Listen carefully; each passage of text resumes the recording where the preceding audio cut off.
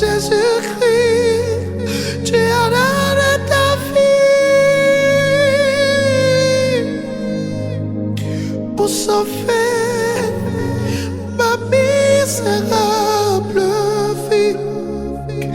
C'est pourquoi je te dis ainsi. Bonjour chers frères et sœurs en Christ, c'est vraiment une joie pour moi de partager la parole de Dieu avec vous ce matin.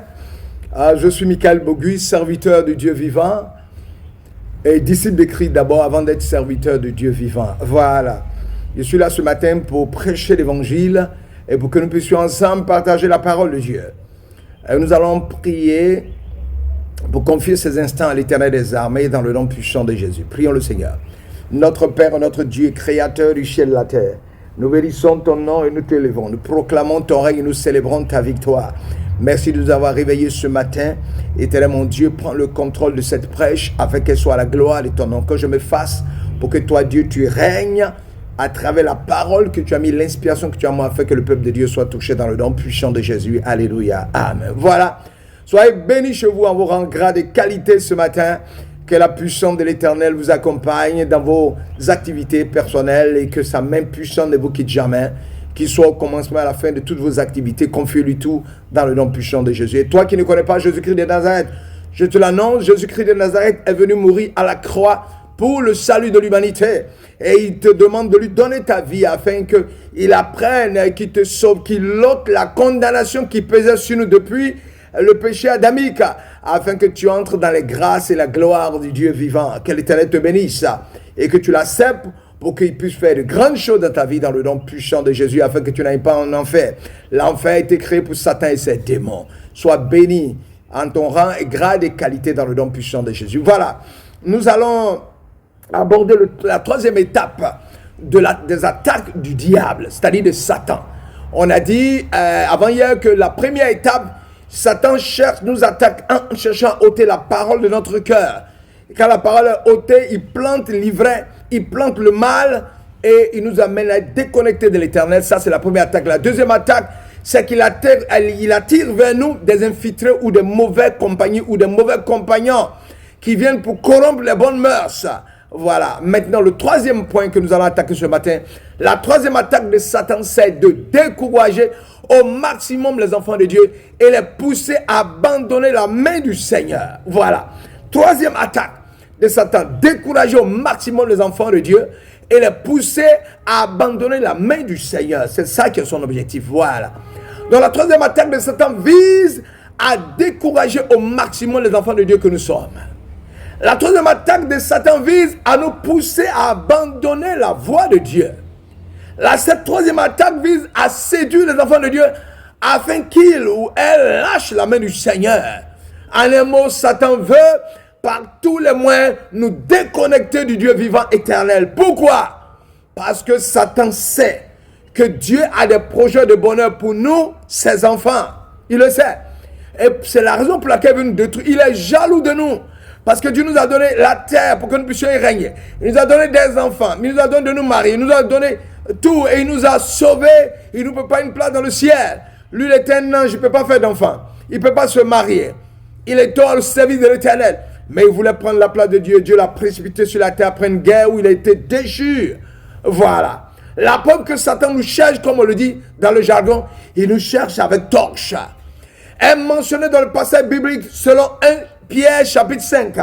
Votre adversaire, le diable, comme un lion. On dit votre adversaire, le diable, comme un lion rugissant, rôde autour de vous, cherchant qui il pourra dévorer. Toujours dans 1 Pierre chapitre 5 verset 5 à 11, il a dit pareillement, vous, jeunes gens, soyez soumis aux anciens, et tous, les uns à l'égard des autres, soyez revêtus d'humilité, car Dieu résiste aux orgueilleux, mais il donne la grâce aux humbles. Humiliez-vous donc sous la puissante main de Dieu, afin qu'il vous élève quand le temps sera venu. Rejetant sur lui tout votre souci, car il a soin de vous. Soyez sobre, veillez. Votre adversaire, le diable, comme un lion rugissant, rôde autour de vous, cherchant qui il pourra dévorer, ou bien cherchant qui il dévorera. Résistez-lui, étant ferme dans la foi, sachant que les mêmes souffrances s'accomplissent dans vos frères qui sont dans le monde. Mais le Dieu de toute grâce, qui vous a appelé à sa gloire éternelle dans le Christ Jésus, lorsque vous aurez souffert un peu de temps, vous rendra lui-même accompli, vous affermira, vous fortifiera et vous établira sur un fondement inébranlable. À lui la gloire et la puissance au siècle des siècles. Amen. Voilà. L'arme la plus efficace de Satan est le découragement. C'est clairement le but de Satan ici. Il sait que s'il arrive à nous décourager, nous perdons toute utilité dans le royaume de Dieu. Nous ne pourrons pas faire l'œuvre de Dieu. Et nous ne pourrons pas promouvoir la gloire du Christ dans ce monde. Par la prêche et l'évangélisation. Satan cherche à décourager les enfants de Dieu de plusieurs façons. Dans ce passage de Pierre, il nous met en garde contre deux états opposés. L'orgueil ou l'abattement. Qu'on se trouve dans l'un ou dans l'autre, nous sommes vulnérables. Si nous sommes orgueilleux, si nous sommes abattus. L'un est de s'enfler d'orgueil, l'autre est d'être abattu par le découragement. Que nous soyons dans l'un ou dans l'autre de ces extrêmes, nous donnons l'occasion au diable, à Satan d'agir et de nous dominer. Dans les deux cas, le but de Satan est de nous amener à abandonner notre marche avec le Seigneur. C'est ça son objectif, oui. Abandonner notre marche avec le Seigneur. Si un homme, une femme, a une trop grande considération de sa personne, c'est-à-dire qu'elle a un but de sa personne, Satan s'en servira pour l'entraîner dans une chute. Le livre des Proverbes nous dit, l'orgueil va devant la ruine et l'esprit hautain devant la chute. Proverbe 16, 18. Et aussi, l'orgueil d'un homme l'abaisse. Proverbe 29, 23. Pierre savait ce dont il parlait quand il avertissait les saints ici.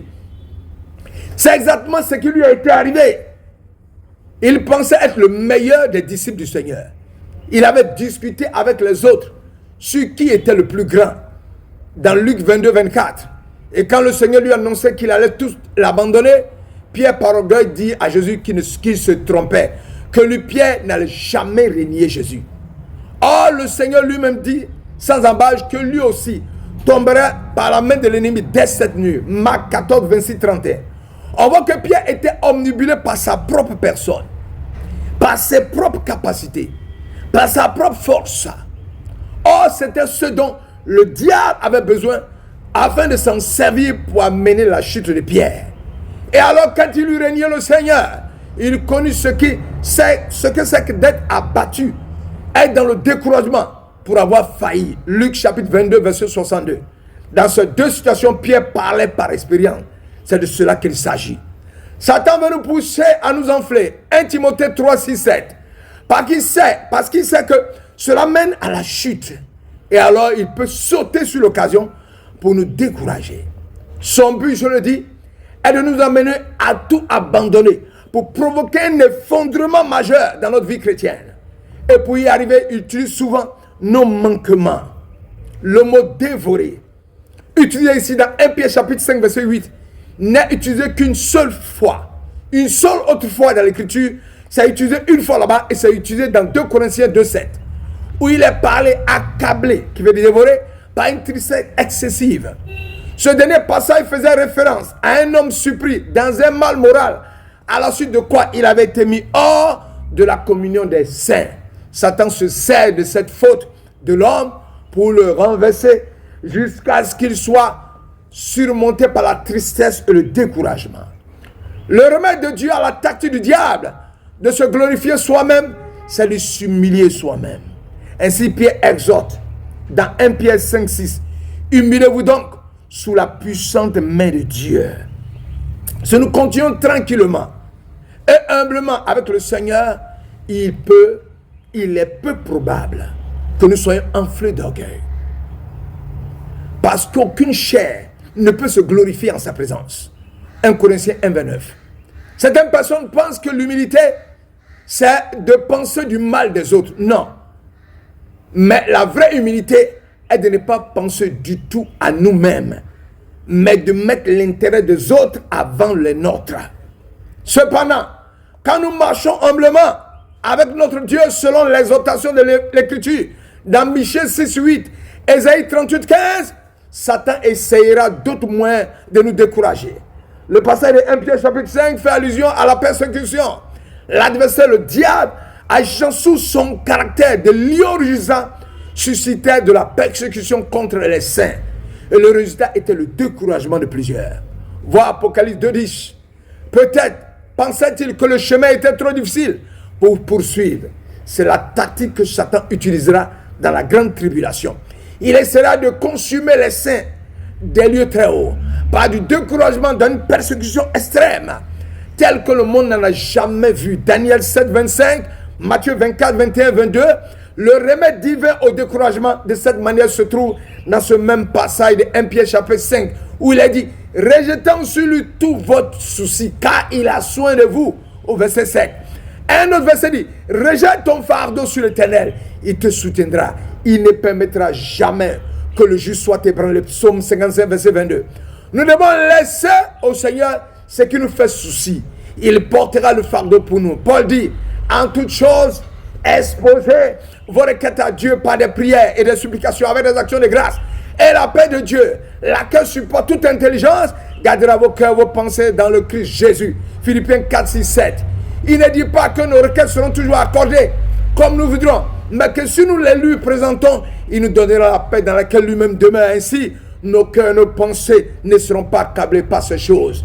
Quelle provision merveilleuse de Dieu! Oh, si nous résistons au diable avec foi en rejetant tous nos soucis sur le Seigneur, alors le Seigneur se servira des différentes épreuves que nous traversons pour produire de la croissance spirituelle et de la maturité en nous.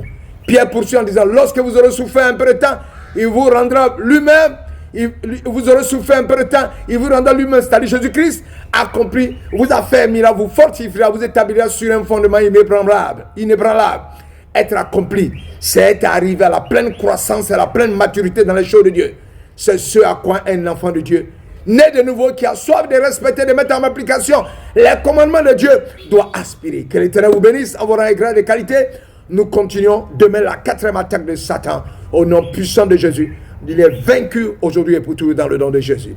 Soyez bénis en vos rangs grade de qualité. Nous gardons le contact et à très bientôt. Alléluia. Père, étant aimé afin que mon frère, ma soeur, mon fils, ma fille puissent comprendre cette 3e attaque de Satan qui vise à décourager au maximum les enfants de Dieu et les déconnecter de l'Éternel. Bénis, les donne la force de surmonter les plans de Satan, s'abandonner la main de Dieu, n'est pas compter sur eux et Dieu fera de grandes choses dans le nom puissant de Jésus. Alléluia. Amen.